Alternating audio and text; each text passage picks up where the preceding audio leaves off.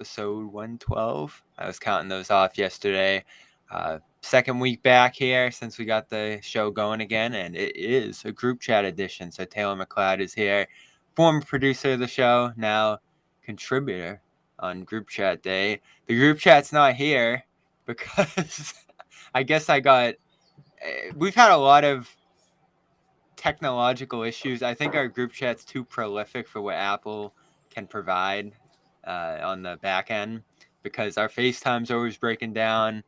I got kicked out of the chat, so I've just been texting nobody for the last 2 days, I guess. And I've, needless to say, sent a lot of texts because a lot has gone down here. So let's debrief here, Taylor. We'll get to the Red Sox at the end because no one wants to hear about them, but we'll start with Beal here. I'm not surprised he's available. It feels a little late in the game for him to catch a ton of interest. But I'm also not with this group that thinks he's done or washed up or stinks. Do I think he's capable of getting back to the All-NBA level? Probably not. But at this point, if he's going to be the second or third guy on a really good team, Celtics or otherwise, I'm intrigued. I wonder if there's going to be a little bit of this, oh, was he really going all out in Washington? Like, I'm stunned at how good he looks in this new spot. Yeah, I can see that for sure. And I think I'm glad you said that, where you're not in really either camp yet. And I think that as we've progressed, I mean, even just since me and you started talking about basketball on airwaves in 2016, right? Like things have changed so much since then, where you can't just be like, yeah, this is a good player who's a little overpaid, but he's still a good player. You have to be like, all right, this guy is the greatest player of all time. This guy is Jordan, or he is horrible. There is no in between. And I think Beal exists in the in between. And obviously the Washington situation where they signed he and John Wall to the huge contracts didn't work out at all. It didn't work the way they thought it would. They had to have Russell Westbrook show up and will them for that one season. But besides that, it really hasn't worked the way they thought it would. And I think because of the lack of team success in Washington, Bradley Beal has gotten overshadowed a lot. And also he's tried to do kind of like the Damian Lillard, like, no, I'm not going anywhere, I'm staying thing. Like, this is my home, this is my city. And so that's where I think you're right in terms of it maybe being a little late in the game for it to garner a huge return. But he still is an interesting piece as it pertains to the Celtics. I don't necessarily know how or why it fits. And I think that adding Beal would maybe – there is a ton of potential, right? There's a ton of potential upside, but there's also so much potential for things to go horribly if they did something like that. The Celtics? Yeah. Yeah, I think you're all in on 1 year, maybe 2. Right. And there's a ton of talk about the new CBA and all that, and we don't really have to get into the weeds on it too much. But without doing that, you're probably just looking at one of those teams, and this is usually how a big three goes anyway, right? That you're going to have the 3 stars, you're going to maybe have 2 starting level guys, and then you're going to have no bench at all. It's going to be all minimum guys or whoever you can find or rookies or whatever the deal might be. I think that kind of team building dynamic gets exacerbated under the new CBA, and it gets even harder with the inability to sign buyout guys and stuff like that. So it doesn't make a ton of sense to me. I also, what are the Wizards going to want out of this? And this actually is what I titled this video. What's it going to cost to get Beal? Because I look at it when the report first comes out, and I'm like, oh, it's going to be Brown. Yeah, it's a Brown-Beal swap. Like, we've kicked around for a couple years here, obviously, because of the Tatum stuff. And I think that makes more sense than ever while we're debating whether Brown's going to be with the Celtics long term. But if they wanted to do the big 3 route, which I guess is what most people are dreaming of here, Smart, Brogdon, Pritchard, and picks, I don't get that from the Wizards' standpoint. That wouldn't be the best offer. I don't either. And I think it was Windy who reported today, or at least like kind of predicted, not even predicted, just suggested maybe it would be something like Hero, Robinson, and then picks. And I think I think where Beal is right now, that's probably a decent framework for something I where you agree. have an impact starter, you have a bench guy who could probably start, but like with Robinson specifically, it's a lot of inconsistency. But it's where you have an impact starter, a fringe guy, and then picks. Like I don't know if Beal gets more than that back. There was a time when he would have got back a huge haul, but I don't know if he's worth that anymore, especially because that contract is so big. Yeah. Like it's not like he's a mid 20 million guy being like, all right, he's expensive, but he's, you know what I mean? It's like, no, it's in the 50s. Yeah. So this, you have to pay him like he is your best player on the team, and specifically for the Celtics, especially if you want to do the big three idea. I mean, you're looking at what, like $350 million plus per year deals. Yeah, it's impossible. Right. And Long term. it just doesn't also make sense in terms of what we just watched happen. Like, yeah, you need more offense. You need someone who can, might just be just a bucket getter, but like, I don't know if it's worth it to bring in I won't call him agent because he's really not that old yet, but a guy who's approaching the other side of that hill, who's still making that money and really hasn't proven it at any level except in the regular season. If there was some hope, because I'm intrigued by Lillard in that sort of framework, because he can be the table setter. He can be the Right. initiator. He can be the guy who sets everyone up. This is tripling down on that wing, my turn, your turn, three guys who are scorers, which has been the Celtics' biggest challenge in recent years. I know everybody loves to throw Smart out the door this time of year, and that's probably what it would take to set something like this up. I keep arguing, I keep trying to remind everybody that he's actually good at point guard, and he actually does a good job initiating, and he actually plays well in that role when he's allowed to. And so you're going to lose more at that spot. And I know people are waiting to see Derek White propped up, so that's probably part of why they want this to happen, if they do. But you're thinner at the point guard spot at that point. You have less playmaking, and then you have three guys who don't necessarily need the ball to succeed, but scoring's their game. And that is the one thing, like, I know we're kind of all down on Beal right now so far in this video, but he is a great off-ball mover, maybe as good as anyone in the league. He is a great catch-and-shoot player. That's all he did all those years with Wall, and he probably, paired up with stars, would be prolific at it again. And he is a little bit of a better playmaker than I think people realize, but not the kind of guy at the point of attack who I think is setting Tatum and Brown up, getting them off the ball and making stuff happen. He'd have to be much better in that role for me to really think about this. Yeah, I agree. I think Beal's contributions, and I think he would contribute on the court. And I almost don't even like getting this far into this discussion because I don't think it's going to happen. I don't think the Celtics are trading for Bradley Beal. I don't think there's a world where that happens. I think his biggest way, though, if in a world it did happen, would be he would be the one in Tatum's ear that's like, hey, you are one of the best players in the world and you need to like go do it. Like, you are the guy. There is no one else coming to save you. Like, this is your team. This is like, so I feel like in that way, because of their personal relationship, he would be someone great to prop Tatum up. And would that help? Would that help Tatum, you think? Yeah, I think so, to have like a real level of confidence that it like that he is who he is. Because I mean, we've seen games where he doesn't touch, and I think I said this last podcast, where he doesn't touch the ball for 8 to 10 possessions in a row in playoff games.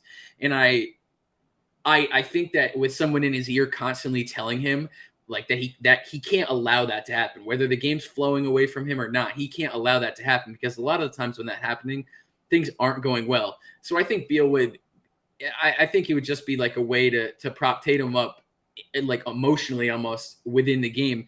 And I don't know, but we've seen it over and over. Like, every time Jason Tatum seems to make like a best friend on the team, they trade him right away. So like, it was like Marcus Morris, it was Javonte Green. It always happens where like the person that the social media, we always see them like warming up together, always like, whatever. And then they just get rid of them. So I think it would be best for Tatum just because of the personal relationship that's been documented so much. But again, I just don't think it's going to happen. And for I've seen it on Twitter today where people are like, all right, just get rid of Brown and put Beal in his spot and it'll fix everything. Like, Jalen Brown's a much better player than Bradley Beal. I was just going to ask you that question. Jalen Brown is much better than Bradley Beal today. Yes. Much? Beal hasn't had to do anything for years now.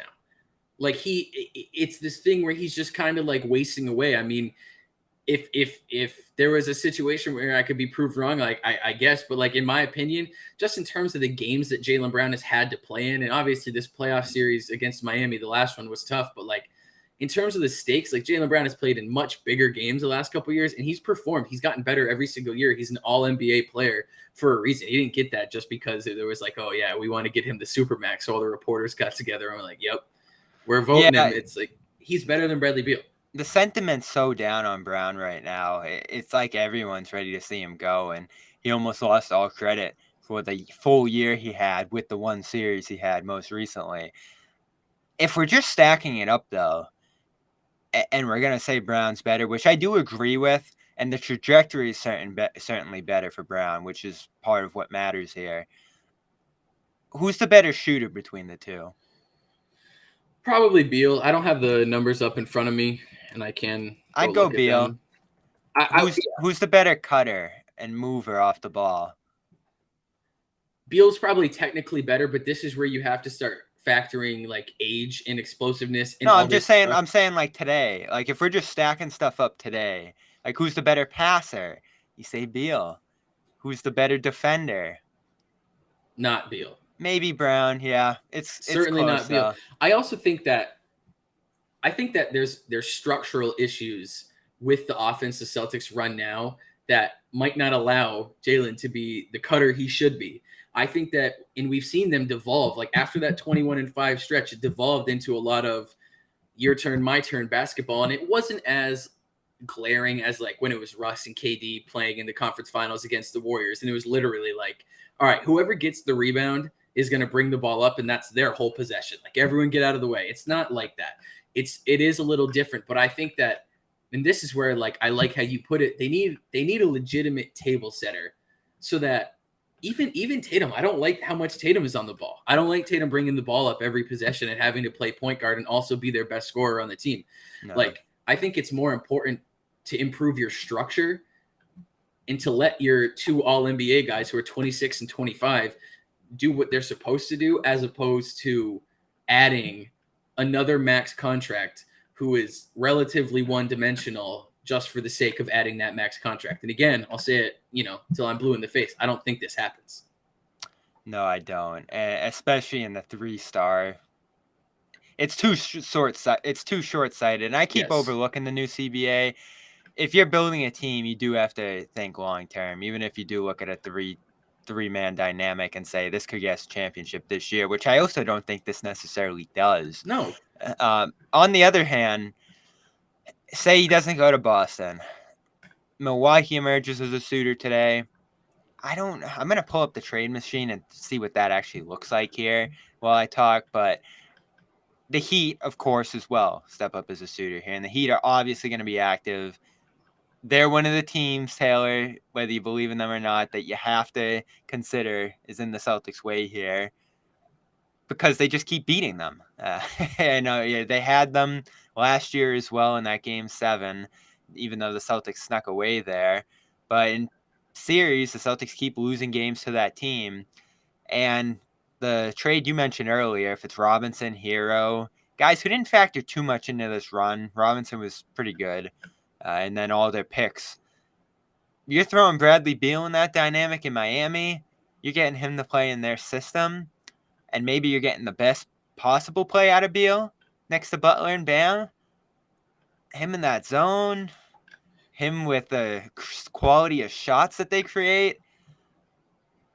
Yeah. I'm a little worried about Miami if they get him.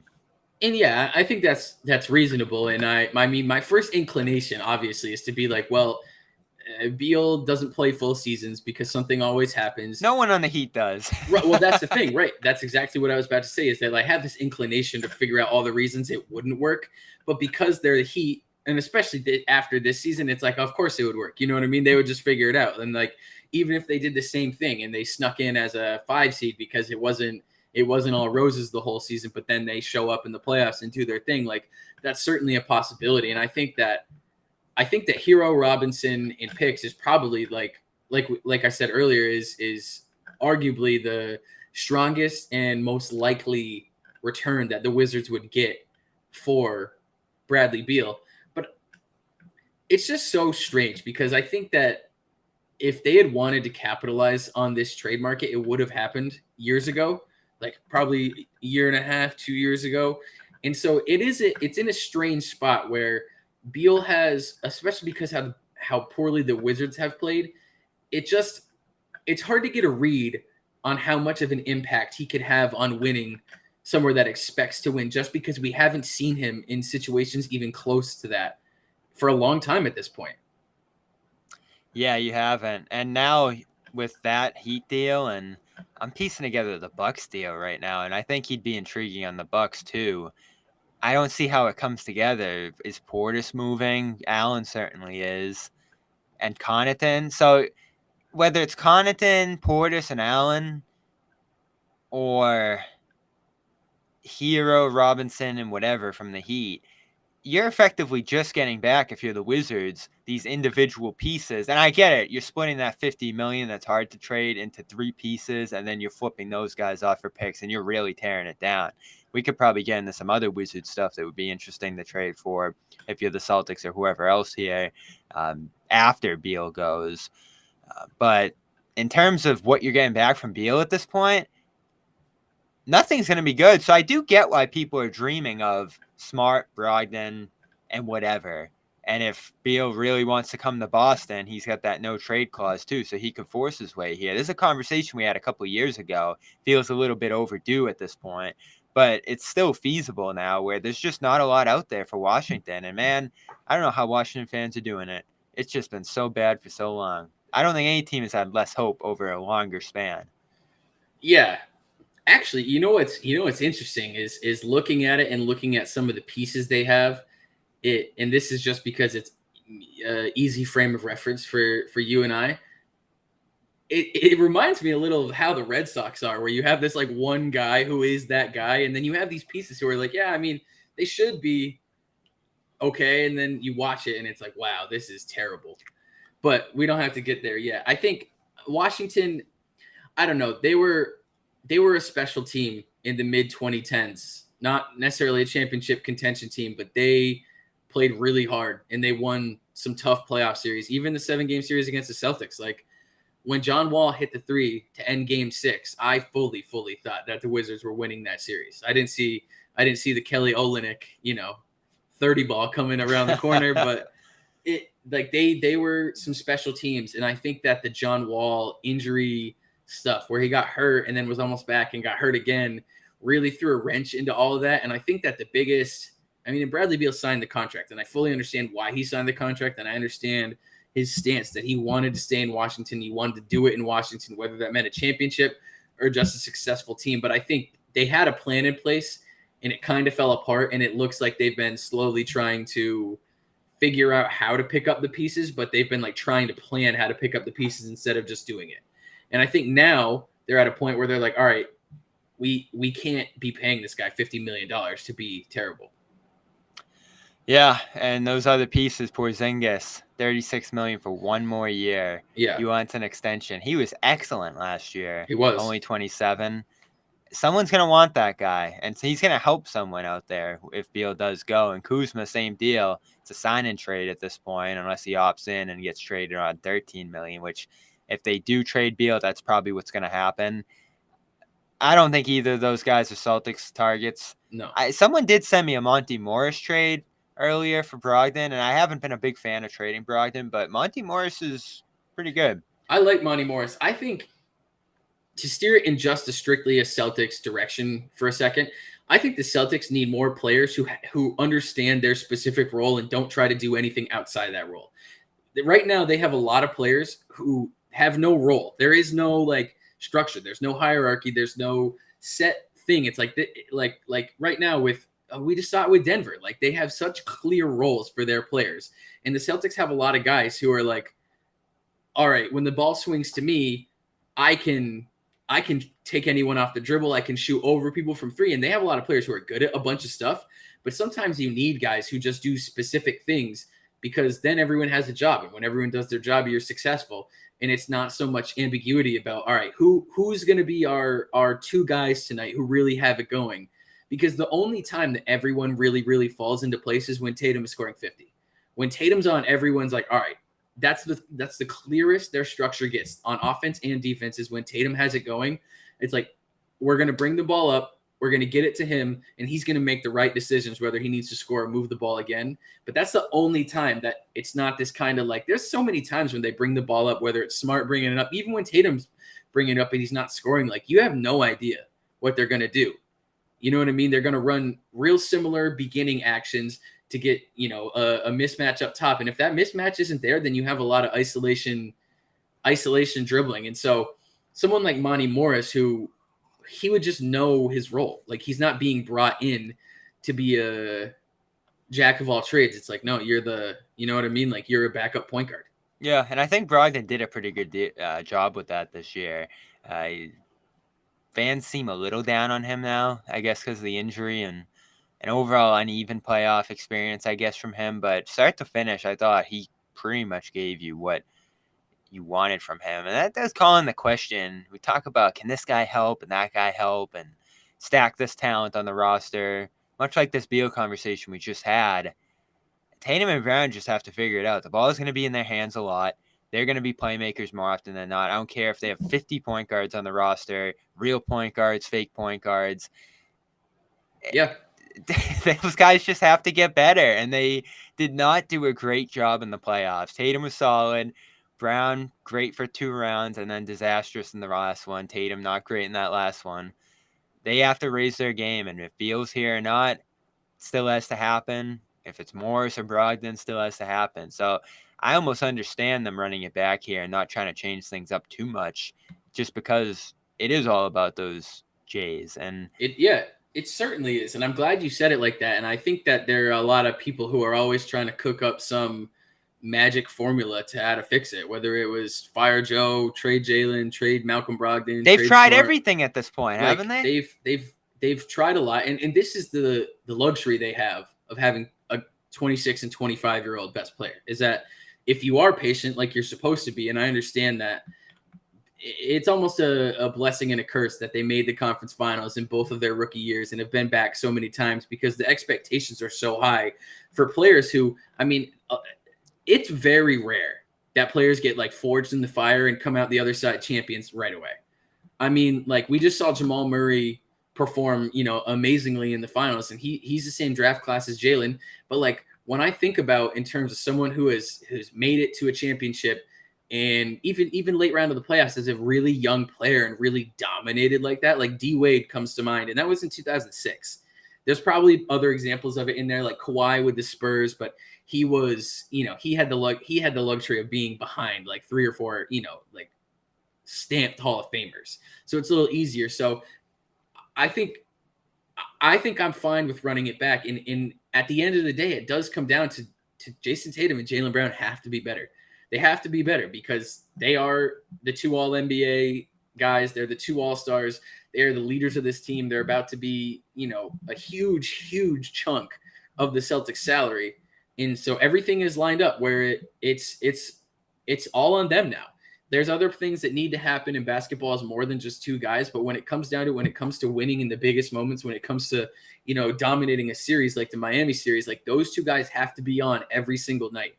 It can't be this thing where it's like even game 6 against Philly, like Tatum can't not show up for 44 minutes of a game.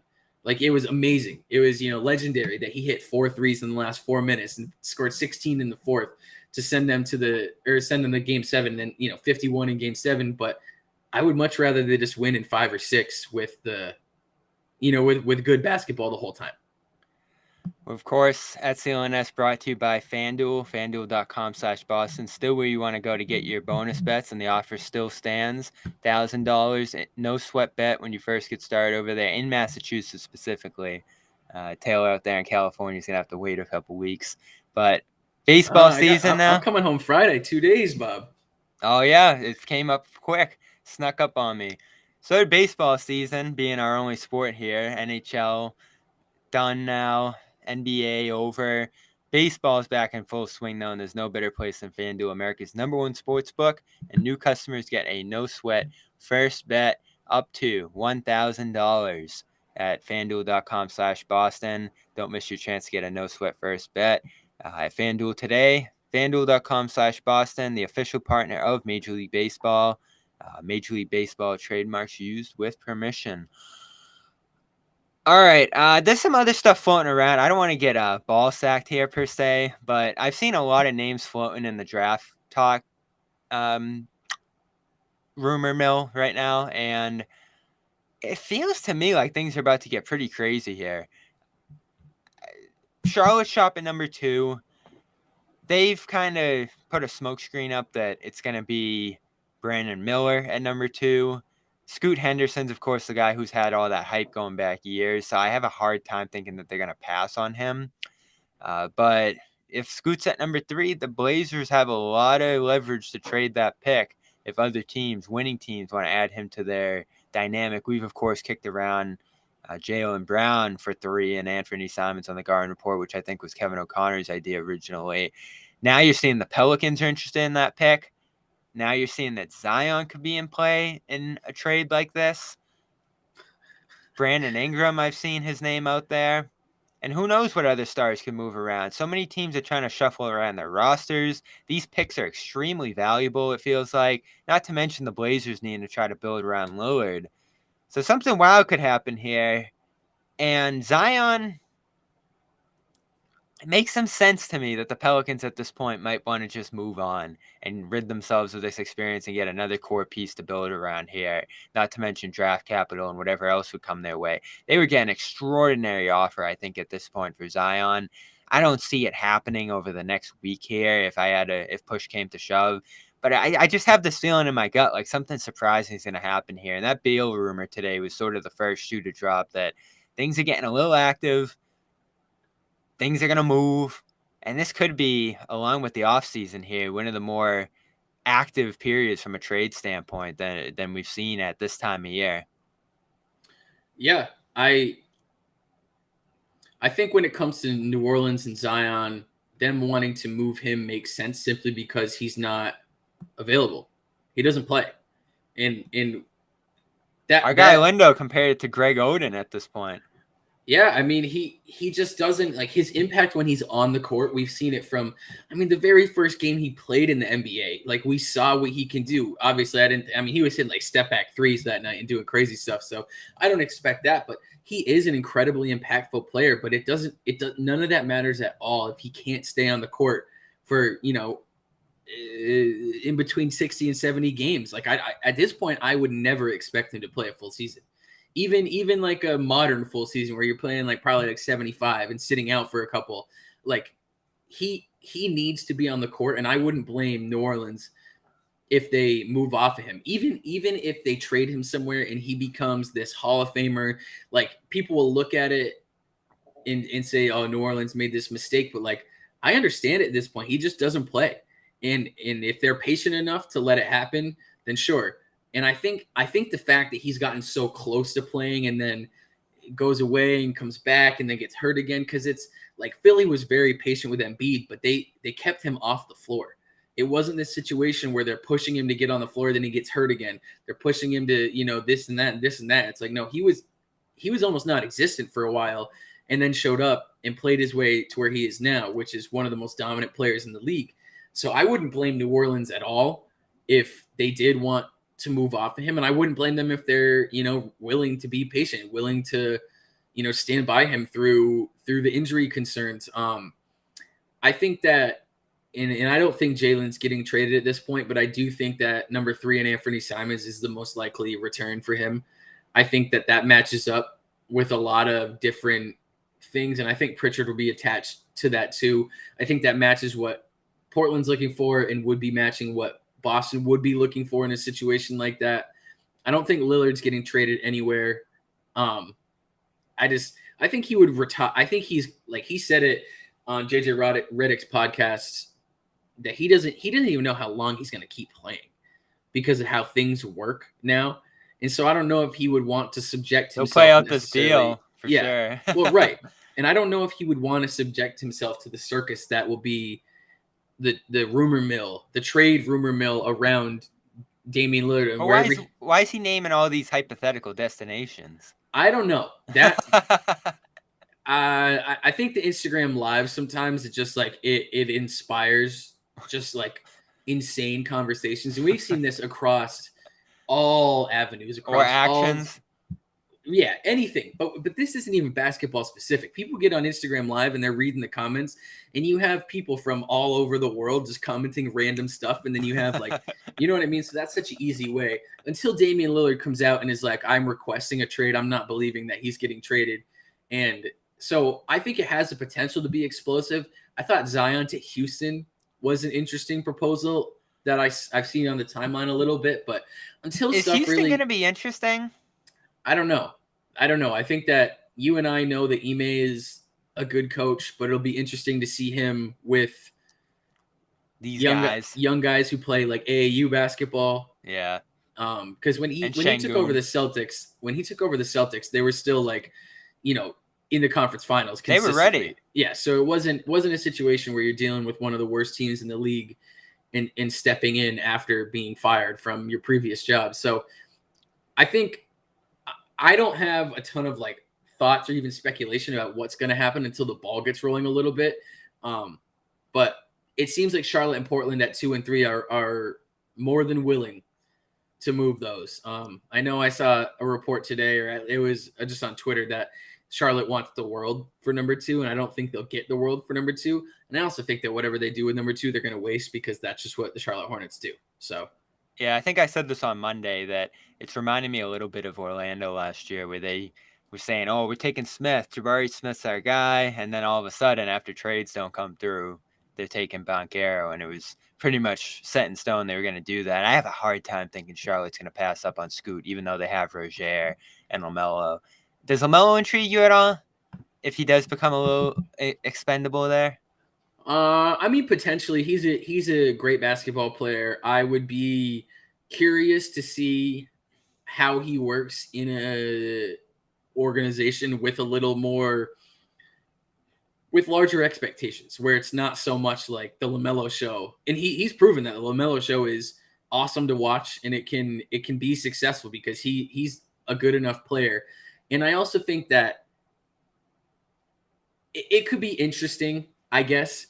But whatever you have to give up, like I know that like it's people who are rumbling about just move Jalen for LaMelo, get something. It's like no, I'm all set with that. I certainly wouldn't. That's tricky too, because Jalen's on a 1-year deal.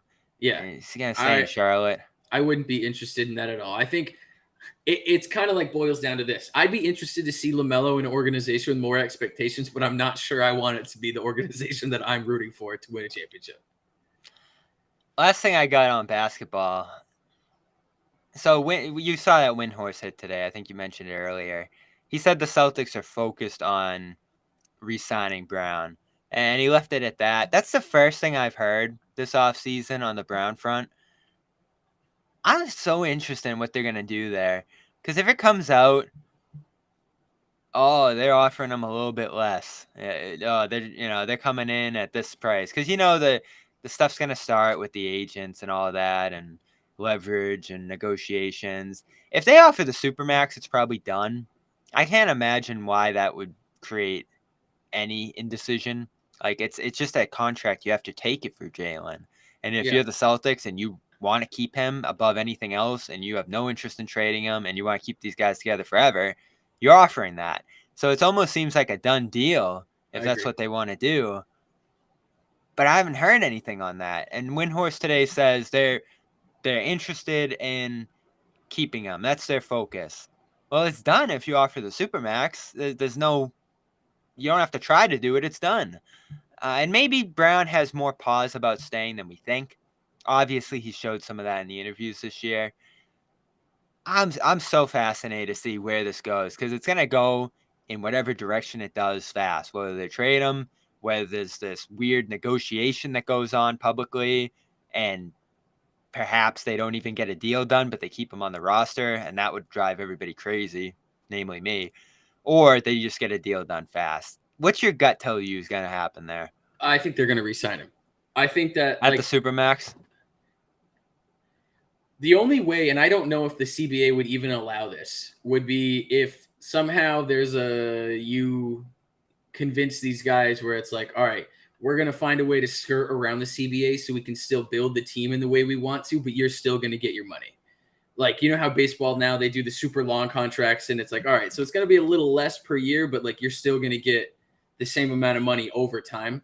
I don't know if it'll be something like that necessarily. I think the only way that he signs with the Celtics for less than the Supermax is if he goes to them and is like, all right, I am willing to take a smaller contract. But that would be like, I don't see any world where any player goes to a player who's 26 years old. You know, I can see like a 34, 35-year-old guy going to a team, be like, hey, I'll sign for a little less so we can figure this out. Rudy did it. So that's the example, is he could have taken 35.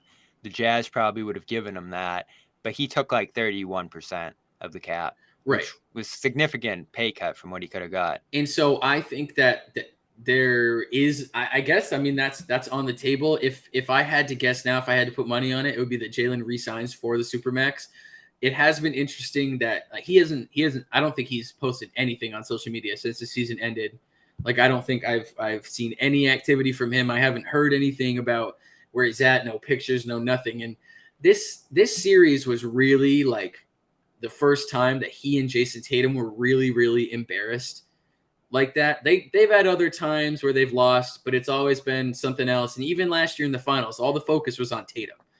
You know what I mean? It was Jalen showed up. Now, where was Tatum? And I think this was the first series where they were both embarrassed like that together. But specifically for Jalen, I mean, that last game was so tough. And especially when you had, I mean, in the moment, I didn't even realize that all of the turnovers were going left. I didn't realize that all of them were pretty much the same thing that the Heat were clearly sitting on, waiting for him to do that so that they could strip the ball and get it going the other way. So knowing how Jalen has spoken about being a competitor in his ultimate goals, I think that no matter where he's at next season, he's coming back to prove that he deserves this All-NBA, that he deserves a Supermax. And if it is for the Celtics, I guess there's a realm of possibility where he would take a little less money. But does that mean that Tatum's going to do the same thing the year after?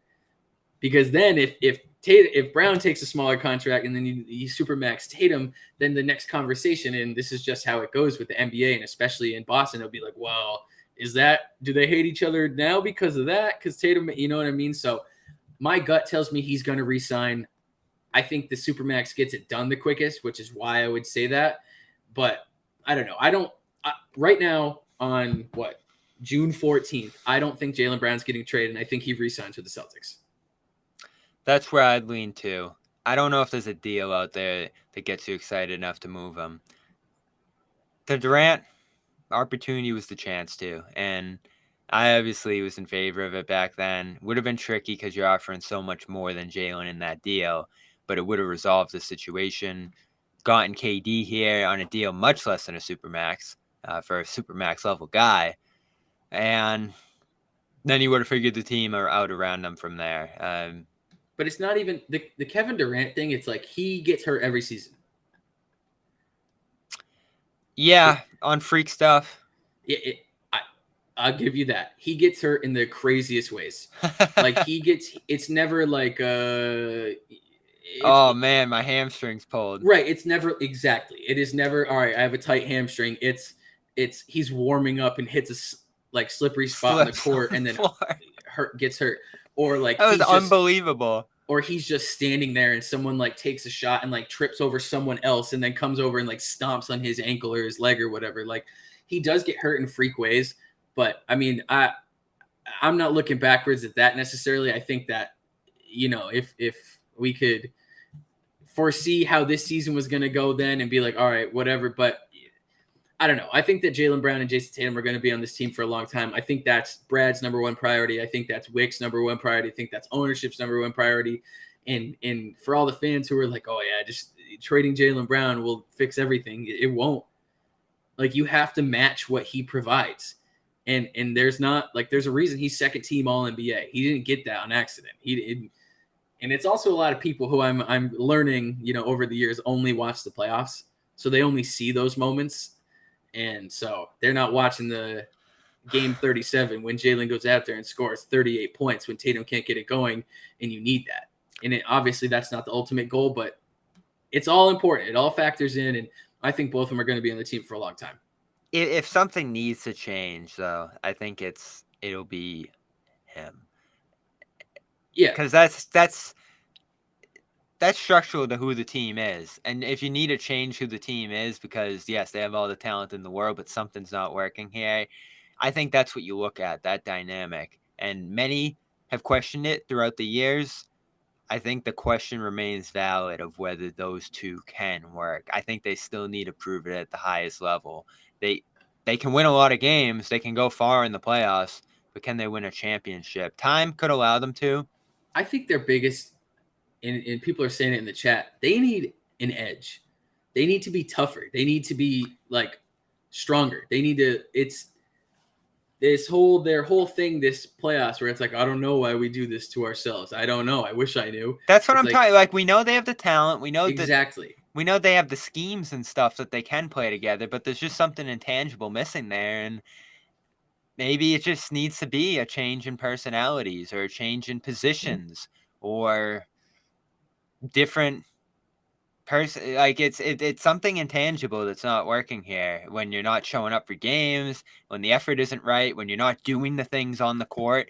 That you can blame the coach for not setting you up in those positions, but I think we know the different coaches have wanted them to do the right things, Right. and train them throughout the year to do those things. And then when the biggest moment comes, for some reason, they just don't do those things. So when that's the issue, something mental, something intangible, or some sort of team dynamic, that's when you start to look at, even though the basketball trade might not be the best in the world, or the talent might get a little bit worse, maybe the dynamic on the team gets better, and that's what's missing right now. So that's why I'm leaving the door open to anything this offseason. Nothing would surprise me short of a Tatum trade. I don't think that's happening. So I want to give people one Red Sox minute because I think we're just burning inside with it. But of course, brought to you by Athletic Greens. athleticgreens.com/garden gets you a year supply of vitamin D, as well as 5 free travel packs when you head over there. 75 vitamins, minerals, adaptogens, probiotics, and more. You know the deal. Put it in your water. You're getting all those things. You can get them in separate places, but here you get them in one great tropical flavor. The energy boost you need. athleticgreens.com/garden. All right, Taylor, have at it. The Red Sox need some AG1 desperately. They need a boost of energy. They are this is so much more than a GM, than a manager, than anything. This is like organizational. You have multiple groups of players now who just go through like the motions. Who? Like I'm talking like last year, this year, like all the players that people are clamoring they wish the Red Sox still had from last year. They're like the Wakas, the Evoldis, the Bogart. Like they were a last place team with all those guys. Twice. They finished last twice with all those guys. And so this is, they won 4 World Series in 14 years and packed it up. They won 4 World Series and traded the second best player in baseball just because he wanted to be paid what he was deserved. And the Red Sox had this thing where they're like, we're not doing a $300 million contract. Well, you fell 4 years behind the ball, finally gave out the $300 million deal, and everything else is gone. 2018 looked like it was setting up to be like at least like a 3 or 4 year run of, we have these guys. A lot of them are young. A lot of them are homegrown. A lot of them are under control to an absolute, it's not even like this train wreck dumpster fire. It's so much worse because of how close, like, I would almost rather them just like be literally playing like not the youngest prospects, but you have like this tanking. Thing, yeah, like it's this whole we're gonna try to compete and rebuild at the same time thing just doesn't work. Like the Dodgers are really the only team who have ever made it work, and everyone's like, well, Tampa's doing it.